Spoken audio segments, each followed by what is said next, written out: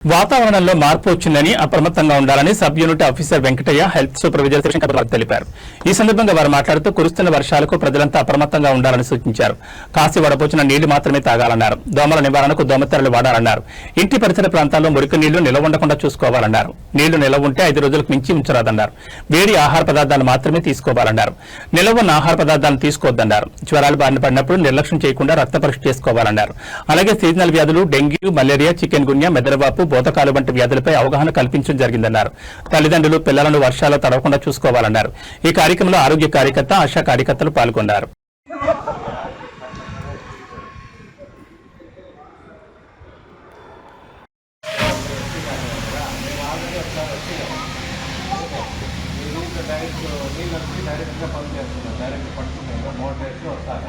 కాబట్టి ఈ వర్షానికి నీళ్ళు ఎక్కడన్నా నీళ్ళు లేదంటే ఈ వర్షం నీళ్ళు కలిసినాయంటే వాంతులు బేదలు వస్తాయి. కాబట్టి మీరు ప్రతి ఒక్కరూ నీరు కాచి చల్లార్చినవే తాగాలి.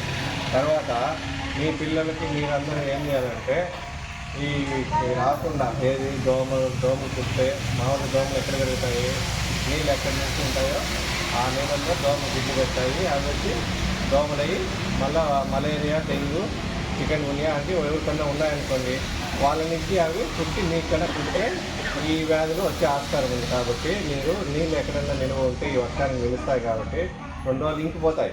ఇంకిపోయినట్టు మీరు నల్లగా పురుగు ఉంటారు, అది దోమలారు, అవి లేకుండా చూసుకోవాలి. ఏమి ఇంటి చుట్టూ మీరు వాడి పడేస్తూ ఉంటాయి.